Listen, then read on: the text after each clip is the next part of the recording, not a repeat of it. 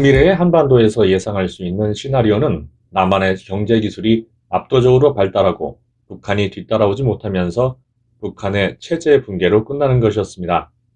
하지만 첨단 기술의 엄청난 발전은 이러한 예상에 물음표를 갖게 만들 수도 있습니다. 역사학자 유발 하라리는 한반도가 앞으로 도래할 기술혁명의 미래를 엿볼 수 있는 곳이 될 수 있다고 예측합니다.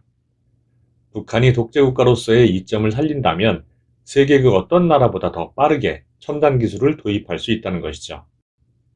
인공지능과 생명공학 기술을 도입해서 주민들의 휴대전화, 대화, 이동 상황을 감시하는 빅브라더 체제를 완성하거나 혹은 자율주행을 세계 최초로 도입할 수도 있습니다.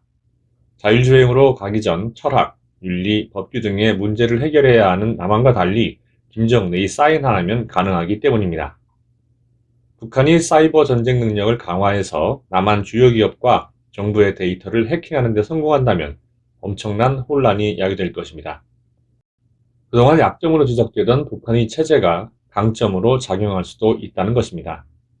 이처럼 첨단 기술과 과거의 유산이 만나면 어떤 것으로 변화할지는 아무도 장담할 수 없습니다. 하라리는 인류 시리즈 2편인 호모데우스에서 신화가 혁명적인 첨단 기술과 만나면 벌어질 일을 예상합니다. 종교는 유전공학과 AI를 만났을 때 어떻게 변할 것인가? 사회주의는 비노동 계급을 어떻게 생각할 것인가 등의 문제입니다.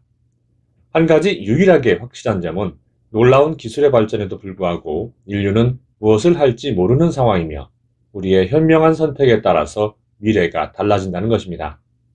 이러한 상황에서 우리의 눈이 앞으로 무엇을 할 것인가로 향하는 건 자연스러운 현상입니다. 20세기 인류에게 최대의 해결 과제는 기아, 역병, 전쟁이었습니다. 이 다음에 무엇을 해야 할지를 결정하는 건 인류의 생존을 좌우할 수 있을 정도로 중요한 과제입니다. 기아 문제에서는 인류는 새로운 도전에 직면했습니다. 역사상 처음으로 굶어 죽는 사람보다 비만으로 죽는 사람이 더 많아졌기 때문이죠. 2010년에 기아와 영양실조로 100만 명이 죽었지만 비만으로 죽은 사람은 300만 명이었습니다. 2030년에는 전 세계 인구 절반이 과체중일 것으로 예상되고 있습니다.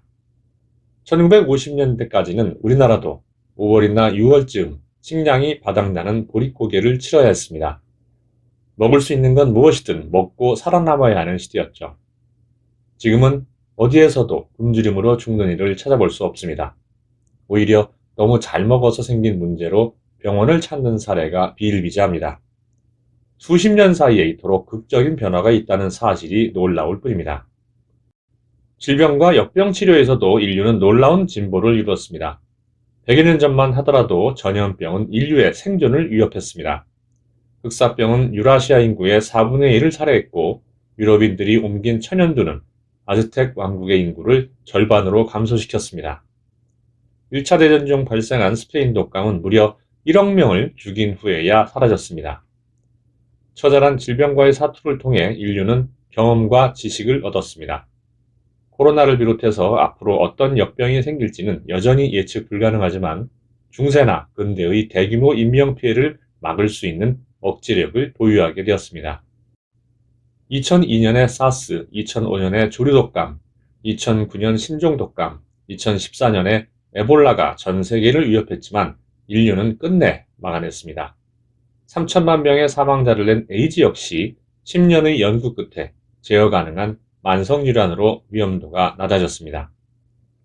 질병을 극복하기 위한 의사들의 노력이 엄청난 덕분에 의학의 진보는 희망적입니다. 2015년 의사들은 새로운 항생물질인 테익소박틴을 발견했습니다. 이 물질은 병원균들이 전혀 내성을 갖지 않은 새로운 물질이기에 앞으로 병원균과의 싸움에서 우위를 점할 것이라고 의사들은 믿고 있습니다. SF 영화에 등장하는 나노로봇을 이용할 수 있을 경우 질병 치료의 수준은 획기적으로 올라갈 것입니다. 여기서 우려할 만한 한 가지는 이처럼 놀랍게 발전하는 생명공학을 그릇된 방향으로 사용하려는 인간의 욕망입니다. 한저병, 에볼라 등을 테러 수단으로 사용한다면 아무리 대응 조치가 빨라도 끔찍한 결과를 피할 수 없기 때문입니다. 사람이 인생에서 전쟁을 경험하지 않을 수 있다면 대단한 행운입니다. 거의 대부분 사람은 인생 중 전쟁을 직간접적으로 체험하며 사는 게 보통이니까요. 미소 냉전 시대에 인류는 언제 발발할지 모르는 핵전쟁의 위험 속에 긴장하며 살아야 했습니다. 물질 기반 경제에서 지식 기반 경제로 이전 중인 지금은 전쟁의 위험이 획기적으로 낮아지고 있습니다. 과거의 전쟁이 석유를 비롯한 자원을 빼앗기 위해 일어났지만 데이터와 IT 기술로 부가가치를 만드는 지금은 전쟁을 일으킨 들 얻을 수 있는 이득이 거의 없기 때문입니다. 서로 협력해서 쌍방의 이익을 도모하는 것이 훨씬 이득입니다. 기아, 질병, 전쟁의 위협이 사라진 상황에서 인류는 향후 지향하고 해결할 과제를 찾아야 합니다. 우선적인 과제는 지구환경 보존과 지속 가능한 미래를 위한 노력이죠. 하지만 모든 인류가 이러한 노력에 동감하거나 적극적이지는 않습니다.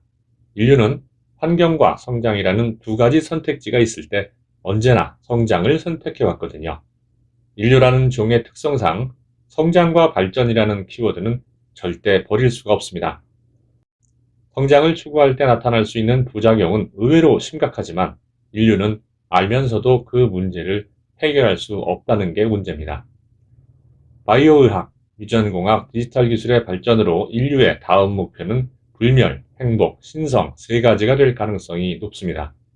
역사적으로 인류는 동물에서 문화와 기술을 발전시켜 영장류로 업그레이드하는 데 성공했습니다. 그 과도기에서 인류는 신을 만났습니다. 신은 인류가 영원히 따라잡을 수 없는 존재처럼 보였죠. 신과 인류의 결정적인 차이는 영원 불멸이었습니다. 그 차이를 좁히고자 인류는 의학의 힘을 빌어서 노화와 죽음을 조금이라도 지연시키고자 노력해왔습니다. 과학과 기술이 영원불멸의 가능성을 실현해 줄 수 있다면 인류가 신화의 주인공이 되려는 것은 당연한 일입니다. 호모사피엔스의 범주를 벗어나서 절대 실현할 수 없을 것처럼 보이던 호모데우스가 되는 것이야말로 인류의 다음 목표로 가장 이상적일 것입니다. 이상 정글북의 마인드 오픈이었고요. 이 영상이 도움이 되었다면 구독과 추천을 부탁드립니다.